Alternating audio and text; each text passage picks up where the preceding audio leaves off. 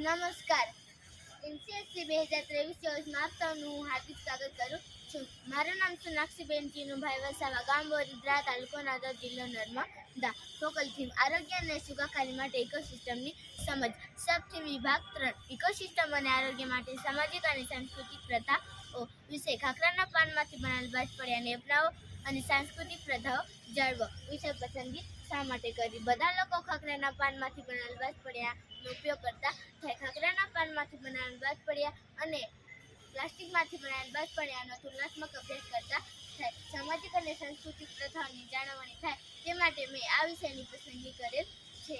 અભ્યાસના હેતુઓ. સામાન્ય રીતે બોરીદ્રા ગામના લોકો ખાખરાના પાનમાંથી બનાવેલ બાજપડિયાનો ઉપયોગ કરતા થાય.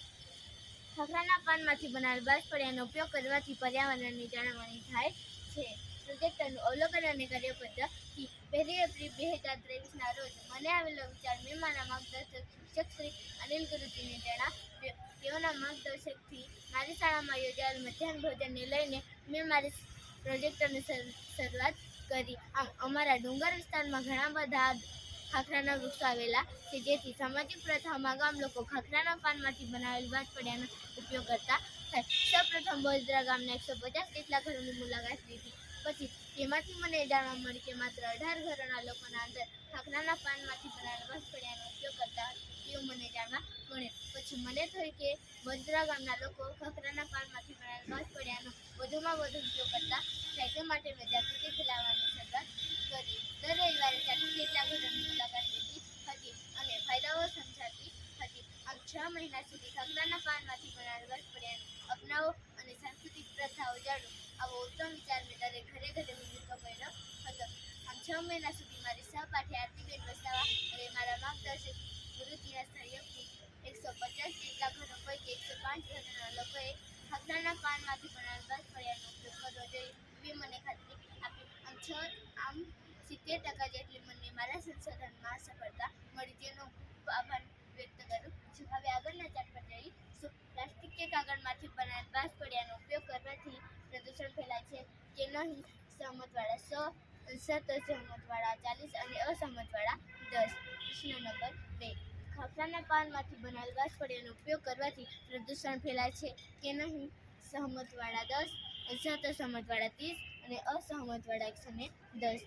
પ્રશ્ન નંબર 3. ખાખરાના પાનમાંથી બનાવેલ બાજપડિયાનો ઉપયોગ કરવાથી વધુ લાભ થાય છે કે નહીં? સહમતવાળા 120, અસહમતવાળા 20 અને અસહમતવાળા પણ 20. પ્રશ્ન નંબર 4. પ્લાસ્ટિક કે કાગળમાંથી બનાવેલ બાજપડિયાનો ઉપયોગ નુકસાનકારક છે કે નહીં? સહમતવાળા 110, અસહમતવાળા 20 અને અસહમતવાળા 20. પ્રશ્ન નંબર 5. સામાજિક પ્રથાઓની જાળવણી માટે ખાખરાના પાનમાંથી બનાવેલ બાજપડિયાનો ઉપયોગ જરૂરી છે કે નહીં? સહમતવાળા 105, અસહમતવાળા 20 અને અસહમતવાળા 15. હવે આગળના ચાર્ટ પર જઈશું. પ્રોજેક્ટના તારણો. ગામ લોકો ખાખરાના પાનમાંથી બનાવેલ બાજપડિયાનો ઉપયોગ કરવાથી જૂની સંસ્કૃતિ તરફ વળ્યા છે. બજારો બાજપડિયા સરળતાથી મળે છે, જેથી ઘરેલું બાજપડિયા લોકો બનાવતા નથી.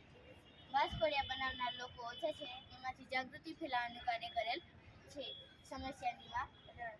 ખાખરાના પાનમાંથી બનાવેલ બાજપડિયાનો ઉપયોગ લોકો કરશે તો સામાજિક પ્રથાઓની જાળવણી થશે, જે સમસ્યા નિવારણ માટે મદદરૂપ બનશે. ખાખરાના પાનમાંથી બનાવેલ બાજપડિયાનો લોકો ઉપયોગ કરશે તો તેઓ પોતાની આવડતથી સમાજ માટે ઉપયોગી બનશે, જે સમસ્યા નિવારણ માટે ઉપયોગી બનશે. પ્રોજેક્ટના અનુકાર્ય.